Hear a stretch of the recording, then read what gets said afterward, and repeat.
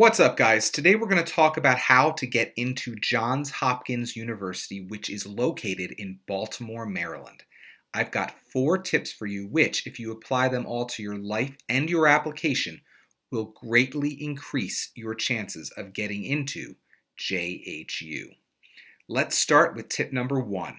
To get into Johns Hopkins, you really do need to strive to reach the exact same sort of foundational level of excellence as I advise my Ivy League applicants to achieve, because the same students applying to colleges like Cornell, Penn, WashU, and Northwestern are also attracted to and applying for admission at Hopkins. I want you to be able to compete with all applicants to Hopkins, not just get in by the skin of your teeth. For that reason, below this video, in the description section, please find the link to my How to Get Into the Ivy League Ethically article, which is published over at admissions.blog. Read every word of that article. The earlier in high school, the better, because if you can do everything that article is advising, you will go into the formal college application process during the summer before your senior year in high school well positioned to get into Hopkins. In this article, I provide specific advice about how to make smart academic, testing, extracurricular, and personal communication skills development choices throughout your high school career that will lay the foundation for a successful college application process. In short, this article is a must read before you do anything else that I advise later on in this video. Moving on to tip number 2, if Hopkins is your first choice college and you feel comfortable emotionally and financially committing to attending, please apply early decision. As always, early decision is a binding agreement. If you get into Hopkins early decision, otherwise known as ED, you are committing to attend. Johns Hopkins offers both early decision and regular decision, and it's one of those colleges that statistically is far easier to get into ED than regular. If you are planning to apply to Hopkins regular decision, just be prepared. Anything could happen. Applying regular to Hopkins means you will be completing your application and submitting it at the same time as students who just got rejected early action from MIT, Georgetown, and Harvard, or ED from schools like Rice, Cornell, and Penn. And that's not a situation I recommend finding yourself in. So if you are serious about Hopkins and Hopkins does elevate to the first choice on your list, seriously consider applying early decision. Statistically, you're going to be giving yourself a huge boost and doing yourself a huge favor. For tip number 3, Johns Hopkins understands that the Common Applications Activities page is a one-size-fits-all form that does not allow many talented applicants to appropriately elaborate on the depth and breadth of their extracurricular accomplishments through high school. With this in mind, Hopkins, on its supplement to the Common Application, allows applicants to upload a full-fledged, unabridged extracurricular resume. I think this is an amazing opportunity if you grab it, but far too few students do.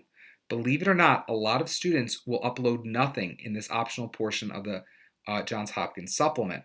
Still others will upload a prosaic little resume that doesn't go far, if at all, beyond what the student already shared in his or her activities page of the common part of the Common Application. I want you to use this resume upload opportunity to elaborate on extracurricular activities that you began describing in the activities page of the Common App, and or use this resume upload opportunity to describe for the first time activities that never made the cut at all to be included on the 10-entry Common App activities page. Now, you don't just want to make use of some random format or structure on this resume upload. You really want to convey more information about your extracurricular depth and breadth, but you do need to do so effectively and efficiently. With that in mind, you need to build an extraordinary extracurricular resume before you are ready to upload your resume to the Hopkins supplement. How do you do that? Well, I am so happy that you asked. You've got to take the definitive course, aptly named How to Build an Extraordinary Extracurricular Resume, which I link to below in this video's description. As I often say, it's no longer about simply being a college applicant worthy of admission to a university like Hopkins. It's just as much, if not more important, to know how to communicate that you are a college applicant worthy of admission to a university like Hopkins.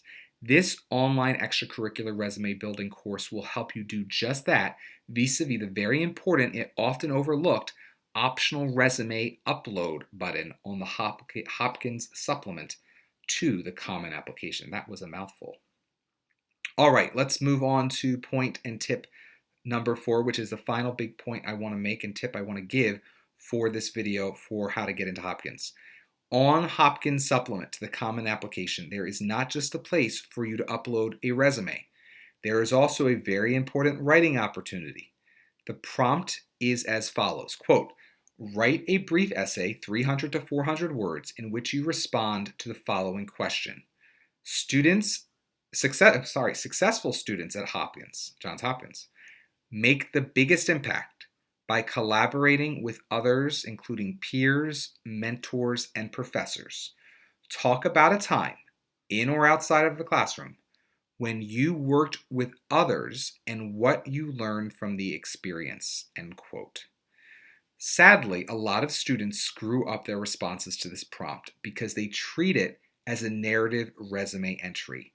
Please don't simply write objective facts here like an extended resume entry.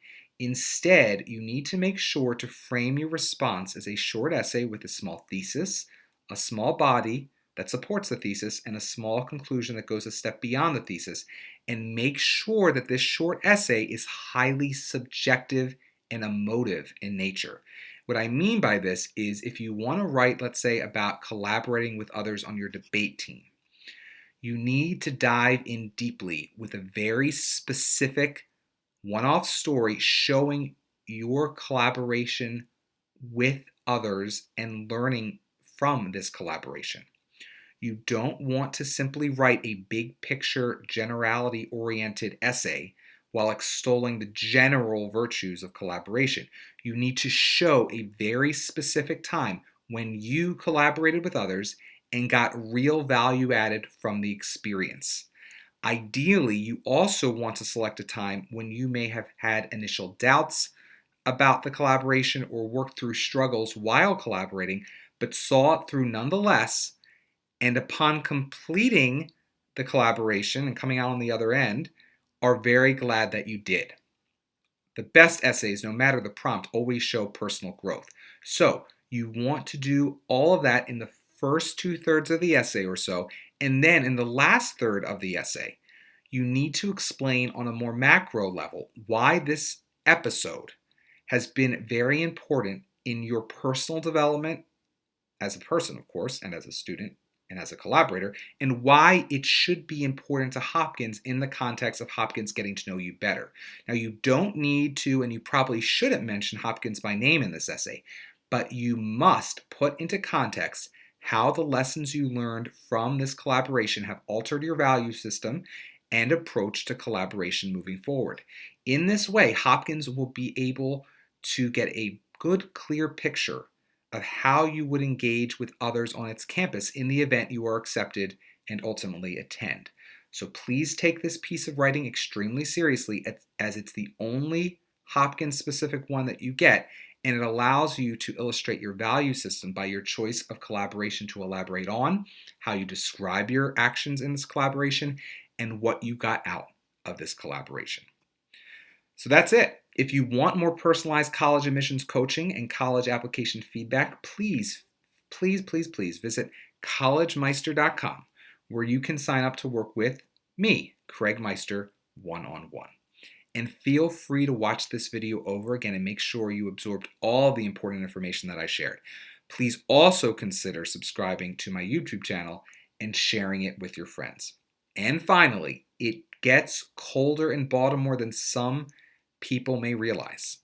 As they say, it's both the northernmost southern city and the southernmost northern city. With that in mind, in the description below this video are links to my favorite Johns Hopkins University hoodies, one for men, one for women. If you get in, bundle up, and while you are at it, when you find yourself around Hopkins campus, maybe throw on a bulletproof vest under that hoodie. You will be glad you did. Good luck, and until next time, I am CollegeMeister Craig Meister with all you need to get in.